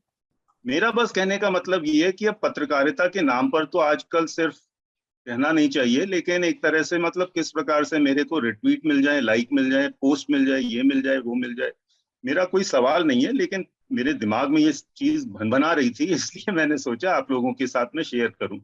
सॉरी, लेकिन आजकल कोई पत्रकारिता कुछ रह नहीं गई है। बस इन्हें गिने लोग हैं जैसे आप लोग हैं जिनके ऊपर हम लोगों का विश्वास है। इसी पे थोड़ा सा आप ही की बात को आगे बढ़ाना चाहूंगा। मैंने बोला भी कि पत्रकारिता बाइनरी में हो रही है, और लोग जो है कंप्लीटली मतलब मिडिल ग्राउंड है ही नहीं कि ये सारे प्रश्न जो आपने पूछे, इस तरह के प्रश्न पूछने का, और उसमें ऐसा नहीं है कि ऊपर से किसी ने डिक्टेट किया हुआ है। नहीं, मुझे लगता है कि ये जो ऑनर्स है मीडिया हाउसेस के, इन्होंने अपने आप पर यह ले लिया है कि भाई हमें जो है इन इंडिविजुअल्स को छेड़ना नहीं है, इनसे हमें प्रश्न नहीं पूछना है, इस मतलब इस लाइन पे हमें जाना ही नहीं है, जिससे हमें जो है चाहे एड स्पेंडिंग जो है उनके ऊपर घट जाए, या वो आगे अपना राज्यसभा में मेंबरशिप खोज रहे हो, ये सब हो जाए। तो ये अब क्योंकि मुझे अभी तक ऐसा कोई इंडिकेशन नहीं मिला कि भाजपा किसी भी पत्रकार को पैसा वैसा देती हो, मुझे ऐसा या धमकाती हो, लेकिन हाँ मुझे अगर पैसे चाहिए तो मैं इतना प्रो भाजपा हो जाऊं, उनके चरणों में लौट जाऊं कि मुझे पैसे ना दे, कहीं और कुछ एडजस्ट करवा दे, हमें कैश ना दे काइंड में, तो इस तरह का कुछ हो सकता है। इस पे मैं आपसे पूर्णतः सहमत। मैं ये पूछना चाह रही थी कि ये जो आजकल टीवी और सोशल मीडिया के टाइम में क्या लिखित पत्रकारिता अफेक्टेड हुई है, और अगर अफेक्टेड हुई है तो और साथ में क्या उसका स्तर भी बहुत नीचे नहीं गिर गया भाषा का, इंग्लिश हो चाहे हिंदी हो चाहे रीजनल हो, इस बारे में। जी, आपसे पूर्णतः सहमत हूँ। एक तो ये होता है कि जब हम पत्रकारिता की बातें करते हैं तो उसमें अटेंशन स्पैन होता है, और दूसरी चीज होती है कि न्यूज कहाँ ब्रेक हो रही है। तो टीवी जब तक आया था तो टीवी चूंकि हर घर में नहीं था, इसलिए अखबार की अपनी एक प्रासंगिकता बनी हुई थी और इसके लिए अखबार छपता था। और उस समय तक अखबारों के अगर आप एडिटर्स की बात करें तो वो सामान्यतः साहित्य से जुड़े लोग होते थे। तो आपको उसकी एडिटिंग में दिखेगा, उनके शीर्षक में दिखेगा, उसमें काफी समय लगता था कि हमें कॉपी कैसे, मतलब अधिकाधिक सूचनाएं देते हुए कम से कम शब्दों का प्रयोग करना पड़े, और टाइट कॉपी जिसको लिखना बोला जाता है, ये सब चलता रहा। फिर क्या होता है कि फोन जब आने लगे और सोशल मीडिया पे भी एक तरह से मतलब जर्नलिज्म होने लगा, और अब आप देखेंगे कि न्यूज टीवी पे ब्रेक नहीं होता है, न्यूज ट्विटर पर ब्रेक होता है।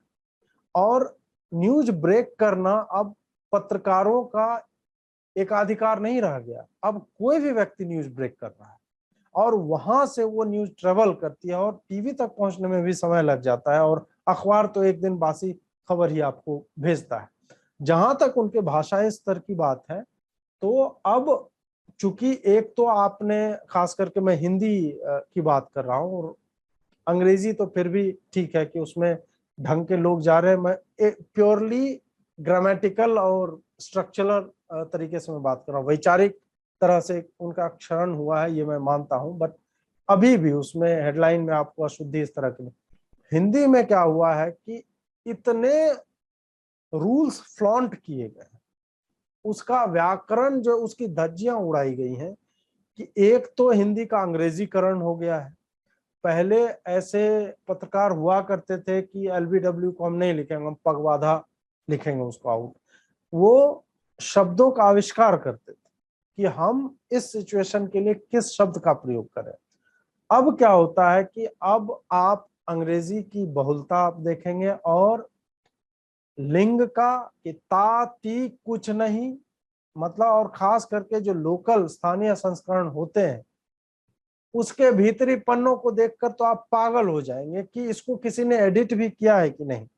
जैसे मैं बेगूसराय से हूँ, मैं भास्कर की कॉपी, जागरण की कॉपी लेके, मतलब बैठ जाए तो आपको एक पन्ने में 50 गलती तो मिलेगी ही। और मैं कोई अतिशयोक्ति नहीं कर रहा हूँ, ये है, मैंने करके मार्क करके इन लोगों को ट्वीट करके भेजा, इन्हें फर्क नहीं पड़ता क्योंकि इनकी बिक्री होती है। ये अभी और गिरता रहेगा, गिरने का कारण है कोई हिंदी पढ़ना नहीं चाहता। कॉलेजेस में, यूनिवर्सिटीज में हिंदी जो है एक हे दृष्टि से देखा जाने वाला विषय है, वहां पे लोग पहुंच नहीं रहे हैं जब तक वहां एजुकेशन ढंग से नहीं होगी। और जितने मीडिया संस्थान, अब ये भी हो गया कि पहले जर्नलिज्म की डिग्री लेके लोग जर्नलिज्म नहीं करते थे, ये डिग्री उग्री तो इधर 5-10 साल में, मतलब 5-10, हाँ 10-12 साल में मैं देख रहा हूँ कि ये थोड़ी सी व्यापकता मिली है, जर्नलिज्म भी एक विषय के तौर पर पढ़ाया जाता है। उससे पहले सामान्यतः जो साहित्य पढ़ते थे लोग, जो भाषा के छात्र होते थे, वही लोग जर्नलिज्म में जाते थे। या इतिहास का कोई है, उसको जो है रिपोर्टर है तो उसकी भाषा उतनी नहीं देखी जाती, लेकिन डेस्क जॉब करता हो व्यक्ति, उसकी तो भाषा बहुत अच्छी होनी चाहिए थी, ये देखा जाता था। अब न डिमांड वैसे लोगों की है और सप्लाई तो मतलब इतनी वाहियात हो गई है, तो डिमांड क्या पूरा कर पाएगा। तो यहाँ से मैं आपसे सहमत हूँ। आने वाले समय में अब प्रिंट को कोई सीरियसली नहीं लेगा, क्योंकि प्रिंट जो है ऑनलाइन और टीवी उससे ज्यादा एजेंडा ड्रिवन हो चुका है। प्रिंट तो बिल्कुल ही, मतलब अब आपको इन्वेस्टिगेटिव रिपोर्ट्स और ये सब प्रिंट में जो चलता था कि लगातार हम छापे, द हिंदू ने क्या किया था राफेल वाले पे, अपना एजेंडा छापने के लिए जो कॉपी तुमने चुराया है रक्षा भवन से, वो भी आधी छाप रहे हैं कि आज इस पे माहौल बन जाए, चूंकि अगले दिन से डिबेट होने वाला है। आधा पन्ना जो हम कल छापेंगे, या नहीं छापते, वो झूठ का बोल रहे थे कल छापते। तो इन्होंने अपनी प्रासंगिकता और अपनी ऑथेंटिसिटी जो है इन्होंने बेच दिया है प्रिंट वालों ने, इसीलिए अब इनको कोई भी सीरियसली नहीं लेता। मेरे ग्रैंडफादर, मेरे नाना जर्नलिस्ट थे ट्रिब्यून में जब पार्टीशन से पहले से। और वो बोलते थे कि येलो जर्नलिज्म आ रहा है, येलो जर्नलिज्म को बहुत बुरे शब्द की तरह बोलते थे वो। और जब वो उनकी मृत्यु हुई तो एक कॉलम छपा था जिसमें लिखा था द लास्ट फेसलेस जर्नलिस्ट। अब तो येलो जर्नलिज्म नॉर्मलाइज हो गया है, अभी ये नॉर्मल हो गया, इसके बारे में कोई टिप्पणी? मैंने मतलब एग्जैक्ट वही टर्म यूज नहीं किया, पीत पत्रकारिता, लेकिन मैंने अपने उसी में अभी बोला है उस पे कि किस तरह से हम लगातार आइडेंटिटीज पे ध्यान देते हैं, बिना काम का सेंसेशनलाइज करते हैं चीजों को जहां नहीं करना चाहिए, झूठ लिख देते हैं, छप जाता है, वो प्रचारित हो गया और उस पे कोई जो है अपोलॉजी मतलब न दी जाती है, ना कोई मांगता है कुछ भी, मतलब अपने हिसाब से चल रहा है। प्लस मनोरंजन का आप देखेंगे इतना ज्यादा, मतलब वो एक बीट हुआ करती थी, उसके लिए एक पन्ना छपा करता था, अब उसके लिए एक सप्लीमेंट छपता है जो रोज छपता है। दिल्ली टाइम्स देख लें या बॉम्बे टाइम्स, इस तरह के अलग अलग, एसटी सिटी हो जाता है, इस तरह की चीजें। तो ये जो है ये भी उसी का एक हिस्सा है कि आप क्या बेच रहे, सॉफ्ट पॉर्न। मूलतः आप इनके वेबसाइट्स पे जाइए तो आपको यही मिलेगा कि अर्धनग्न देह की तस्वीरें मिलती हैं, किसने इंस्टाग्राम पे क्या लिख दिया, क्या छाप दिया, उर्फी जावेद क्या कर रही है, राखी सावंत ने क्या बोला है, इसका व्हाइट ब्लाउज का पिक्चर आप देख लीजिए, वो मिनी स्कर्ट में आग लगा रही है, उसने स्विम सूट में आग लगा दिया है। इस तरह की हेडलाइंस आपको दिखेंगी और ये सामान्य सी बात है कि ह्यूमन माइंड ऐसी चीजों की तरफ आकर्षित होता है, आप उसको एनफोर्स कर रहे हैं एक तरह से, और उसके बाद फिर बड़े एडिटोरियल, मतलब आधे पन्ने में छाप दिया था विनीत जैन ने कि हमारे लिए जो है, उस वक्त द हिंदू एक कैंपेन चला रहा था कि न्यूज क्या है, तो उसने बोल दिया था कि नहीं, हमारे लिए जो मतलब प्रधानमंत्री की कवरेज भी उतनी आवश्यक है जितनी आराध्या ने किस रंग का फ्रॉक पहना है, हम दोनों हमारे लिए न्यूज है। दोनों न्यूज नहीं है, दोनों न्यूज बिल्कुल नहीं है, जिससे समाज का कोई मतलब उस पर प्रभाव नहीं पड़ रहा हो। लोगों को चाहिए तो फिर पॉर्न साइट चला लो, वो तो सबसे ज्यादा लोगों को चाहिए होता है। विनीत जैन का यही आर्गुमेंट था। वैसे भी वो कहते हैं कि हम एडवर्टाइजिंग बिजनेस में, हम जर्नलिज्म में नहीं है, बट मूलतः इसी तरह के स्टेटमेंट दिए जाते हैं कि लोग जो चाहते हैं हम वो दिखाते हैं। नहीं भाई, पत्रकारिता के साथ एक उत्तरदायित्व तो आता है कि आपको ओपिनियन को शेप करना है, उनके ओपिनियन के हिसाब से पत्रकारिता शेप हो रही है, ये उल्टा हो रहा है जो कि गलत है। आपने स्टार्टिंग किया था तो बोला आपने कि 4 स्तंभ हैं, और विधायिका, कार्यपालिका, न्यायपालिका और ये पत्रकारिता। तो वो 4 में से एक सिर्फ विधायिका है जो कि लोगों के प्रति उत्तरदायी होती है, क्योंकि वो एटलीस्ट 5 साल में उनको एक बार दिखाना पड़ता है कि भाई हमने ये किया, नहीं किया, जो भी किया। तो वो कार्यपालिका भी नहीं करती है, न्यायपालिका को तो छोड़ ही दीजिए, वो तो अभी भी अंग्रेजों के जमाने में जी रहे हैं। लेकिन मुझे लगता है पत्रकारिता के लोगों को एक थोड़ा सा एक अपेक्षा थी कि वो कुछ ज्यादा लोगों का वो करेंगे। लेकिन अभी आपने जैसा बताया कि ऐसा सब हो रहा है, तो क्या करना चाहिए? जैसे हाँ, जो आम आदमी है, जो कि नॉर्मल पब्लिक है, उसको क्या करना चाहिए कि इसका कुछ हो सके? मतलब पत्रकारिता इसमें का इसमें पत्रकारिता का खास तौर से मैं बोल रहा हूँ, क्योंकि न्यायपालिका का और कार्यपालिका का तो एक अलग ही उसके लिए कुछ करना पड़ेगा। बट क्योंकि मैं इसलिए बोल रहा हूँ क्योंकि एटलीस्ट पत्रकारिता में ऐसा एटलीस्ट होता दिखाई देता है कि आप सरकार की बात लोगों तक ला रहे हो, आप लोगों की बात सरकार तक पहुंचाने की कोशिश कर रहे हो। एटलीस्ट वो अटेम्प्ट जो होता है कि वैसा, हाँ ठीक है, हो रहा है कि नहीं रियली में, होते एक अलग बात है, लेकिन ऐसा होना चाहिए कम से कम। तो उसके लिए लोग क्या कर सकते हैं कि जिससे कि ये तो सिचुएशन थोड़ा सा अच्छी हो जाए? आपका क्या देखिए, विचार? लोगों में जब तक अवेयरनेस नहीं आएगी कि उचित क्या है, अनुचित क्या है, कौन सा मीडिया हाउस जो है एक ढर्रे पे चल रहा है, इस तरह का अवेयरनेस नहीं आएगा, तब तक स्टेटस को मेंटेन रहेगा, यथास्थिति बनी रहेगी, वैसे ही चलता रहेगा। हमने देखा है कि एनडीटीवी हो, क्विंट हो, स्क्रॉल हो, वायर हो, इन सब की रीडरशिप बहुत ज्यादा नहीं, फिर भी मतलब इनका बिजनेस नीचे जा रहा है, फिर भी ये सस्टेन कर रहे हैं। क्यों? क्योंकि इनको कोई जॉर्ज सोरोस या इस तरह के लोग जो हैं, ये लोग फंड करते हैं, उनको पैसे देते हैं, और इसके उनको सिर्फ और सिर्फ वैचारिक कारणों से they have been keeping them afloat, कि हाँ तुम सरवाइव करो, तुम झूठ प्रपंच जो है बेचते रहो। तो ये इवेंचुअली ये जो है ना खत्म हो जाएगा।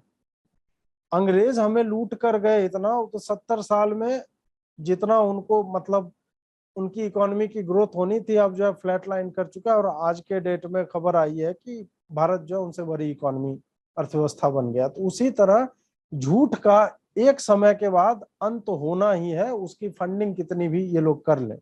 अभी हम लोग ट्रांजिशन वाले फेज में हैं। आप याद कीजिए ना 2014 के समय में किस तरह का हेट कैंपेन चल रहा था।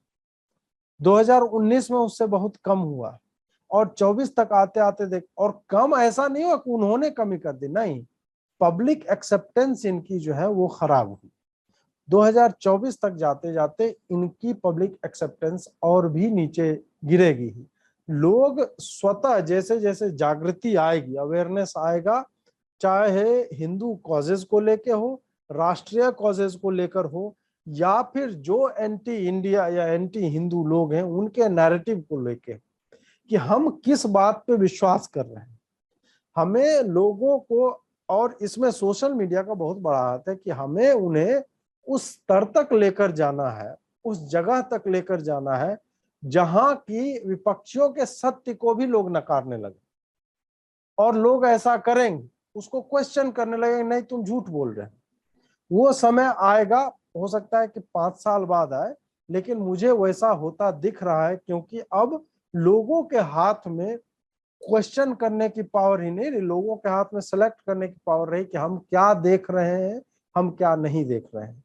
जैसे कि बॉलीवुड को लेकर आप देख लीजिए, ये एक ट्रेंड चल पड़ा है कि कार्तिकेय 2 का अगर उसकी कहानी अच्छी होगी तो हम उसको 50 स्क्रीन पर रिलीज हुआ, हम 1000 स्क्रीन तक ले जाएंगे, पब्लिक डिमांड पे। द कश्मीर फाइल्स की अगर ओपनिंग 10 करोड़ की है तो हम इंश्योर करेंगे वो 300 करोड़ कमाए, भले ही वो टेक्निकली वो फिल्म किसी भी तरह की बनी हो, क्योंकि उसका सब्जेक्ट मैटर इतना स्ट्रांग है। और उसी तरह 150-200 करोड़ में तुम लाल सिंह चड्ढा बनाओगे, हम इंश्योर करेंगे कि वो 50 करोड़ से अधिक ना कमा सके। तो ये अवेयरनेस जो है वो हर एस्पेक्ट में, मतलब जो सनातन धर्म कह लीजिए, सभ्यता कह लीजिए, या राष्ट्रीय डिस्कोर्स, नेशनल डिस्कोर्स है, उसके संदर्भ में कह लीजिए, कि ये हर जगह धीरे धीरे पॉपुलेट करेगी, ये जागृति आएगी और उसका प्रभाव आपको दिखेगा। हाँ, हम ये आशा कर रहे थे कि गवर्नमेंट हमें एड करेगी इसमें, वो नहीं कर रही है, तो ये थोड़ा डिले होगा। बहुत बहुत शुक्रिया कि आपने ये इन चीजों की बात की, लाल सिंह चड्ढी एंड ऑल। जी नमस्कार अजीत जी।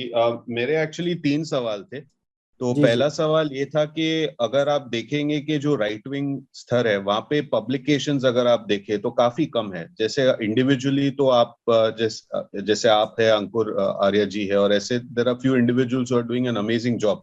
लेकिन एक पब्लिकेशन की जो कलेक्टिव स्ट्रेंथ और रीच होती है वो भी अलग होता है, और उसकी भी जरूरत है। अगर आप देखें तो एक ऑप इंडिया करके which is considered an online portal, और स्वराज्य एक जो जितना मैं जानता हूँ मेरे लिमिटेड नॉलेज में, एक स्वराज्य की एक आई थिंक एक मात्र पब्लिकेशन है इंग्लिश मीडियम में अगर आप देखें, और उसकी भी सब्सक्रिप्शन रीच नहीं हो रही है। मतलब लोग 100 रुपया पर महीना देने को तैयार नहीं है। तो कहीं ना कहीं एक वैक्यूम सी है राइट विंग पब्लिकेशन स्पेस में। तो मैं आपकी राय जानना चाहूंगा कि उसमें क्या परिवर्तन ला सकते हो, what can we do to fill that gap.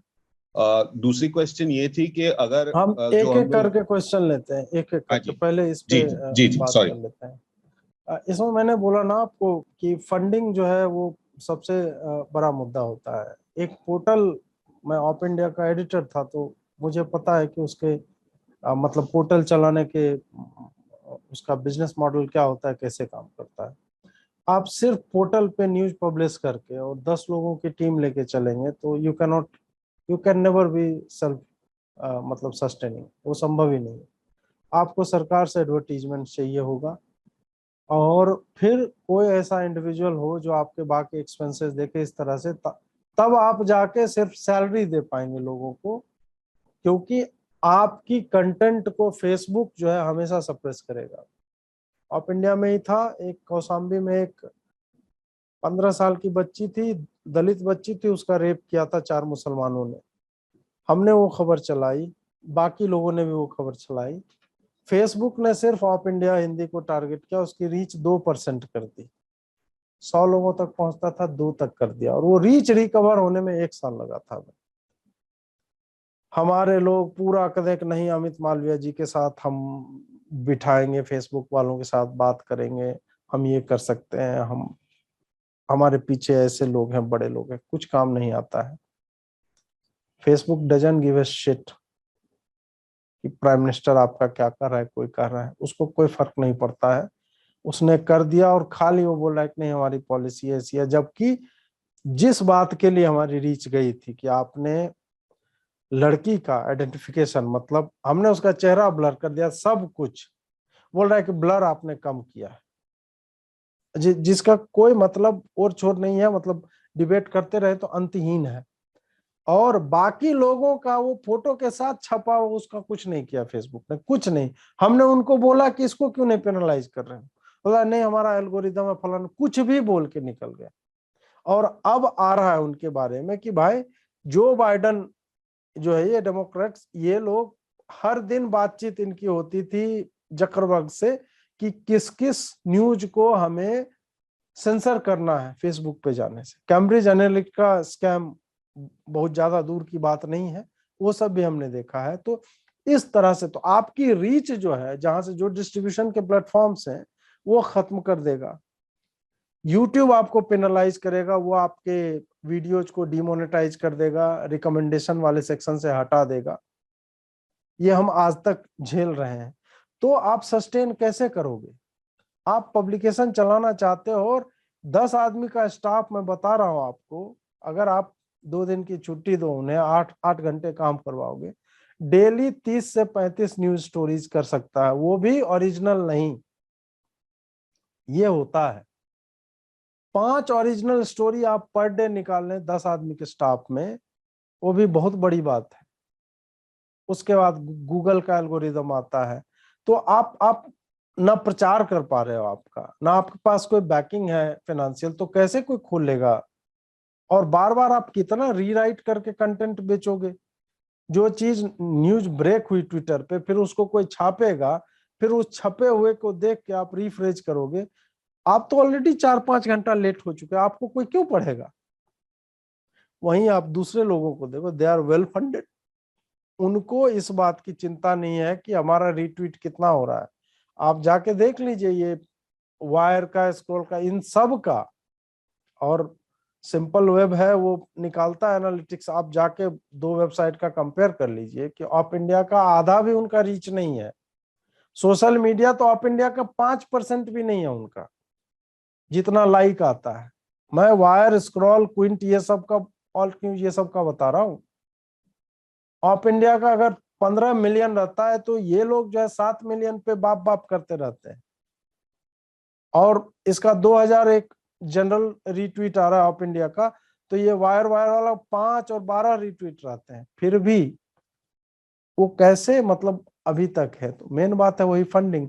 और फंडिंग जो है इंस्टीट्यूशनल हो सकती है, इंडिविजुअल लेवल पे ये दान से, दक्षिणा से, ये बहुत ज्यादा दिन ये नहीं चलता ये मॉडल। आपको सस्टेनेबल होना पड़ेगा, या तो आप अपने जो भी आप खुद पैसा जो है कमा रहे हैं अलग अलग सोर्सेज से, नहीं तो ये एक तरह से यज्ञ में आहुति देने की बात है कि हमारे पास जो है हम सब उसमें झोंक रहे हैं, हमें इससे क्या मिलेगा इसकी हम चिंता ना करें। वैसे वो भूखे भजन न होए गोपाला वाली बात है, वो संभव नहीं है। इसीलिए आपको वैचारिक युद्ध लड़ने के लिए आपको उतने लोग नहीं दिखेंगे, उतने पब्लिकेशंस नहीं दिखते हैं। और मेरा एक और मानना है कि अब रिटर्न पब्लिकेशंस का या वेबसाइट पोर्टल्स का, उसका उसका कोई मतलब नहीं रह गया। वो सब हम लोग एक दूसरे को लिंकबाजी करने के लिए उसका प्रयोग करते हैं कि ये देखो यहाँ पे ये छपा था, सिर्फ उस मतलब एविडेंस के तौर पे उनका इस्तेमाल होता है। उसको पढ़ के कोई अपना कुछ बना रहा है व्यू, ऐसा मानना बिल्कुल गलत है। आप देख ले पूरे दुनिया में, मैं बता रहा हूँ यही हो रहा है। जी शुक्रिया। मेरा दूसरा प्रश्न ये था, क्योंकि आप जैसे आप पत्रकारिता के बारे में कह रहे थे कि जो ओवरसीज रहते हैं उनको पता होगा कि जो नैरेटिव है वो सिर्फ लेफ्ट साइड की ही सुनी जाती है या प्रचार किया जाता है। क्या आपको लगता है कि भारत सरकार को एक जैसे जो पुराने वर्ल्ड वॉर 2 में प्रोपेगेंडा सेल्स बोलते हैं, आजकल they call it news media outlets for global consumption, तो क्या हमारे भारत सरकार को एक सेल सेटअप करना चाहिए कि वो जैसे अपने विचारधारा रख पाए in the international media? Because right now क्या हो रहा है कि अगर आप ओवरसीज कोई इंडियन को पूछे, उसको जो न्यूज मिल रहा है वहां से, मतलब ऐसा लग रहा है कि इंडिया और पाकिस्तान में फर्क ही नहीं है, और कुछ लोग उसको बिलीव भी कर लेते हैं। तो क्या आपको लग रहा है कि भारत सरकार को एक स्पेशल ओवरसीज सेल सेटअप करना चाहिए फॉर न्यूज डिसेमिनेशन या इंफॉर्मेशन डिसेमिनेशन? इन्होंने बनाया था वो डीडी वर्ल्ड करके कुछ, और उससे होता कुछ नहीं। फिर इन्होंने वियोन जो है उसमें मुझे लगता है कि पीछे से कुछ तो हो रहा है, मतलब सरकार का सपोर्ट है उनके पास, जिस तरह के डॉक्यूमेंट्स आते हैं बिना गवर्नमेंट सपोर्ट के वो मिलता नहीं है। तो उसको उन्होंने प्रमोट करना शुरू किया है कि वर्ल्ड पे एक व्यू बन पाए। लेकिन ये सब 1%, 0.5% एफर्ट्स हैं, इससे कुछ नहीं होने वाला है। जब तक गवर्नमेंट अपने लेवल पे और मतलब टुच्चे से टुच्चे आर्टिकल पे सीधा टॉप लेवल से जब तक भर्त्सना ना की जाए और एकदम घटिया शब्दों में, मतलब होता है ना कि वो बेयरली सिविलाइज्ड वर्ड्स का प्रयोग करे कि अबे न्यूयॉर्क टाइम्स तू क्या बोलेगा, तू तड़ाक टाइप का जब तक डिसमिसल नहीं होगा ऊपर से, तब तक ये एजेंडा छिन्न भिन्न नहीं होगा। उनकी चुप्पी ही इनके एक्सेप्टेंस को बढ़ावा देती है। हालांकि इन सब चीजों से मतलब नैरेटिव निर्धारण हो सकता है कि एक अलग स्फेयर में होता है।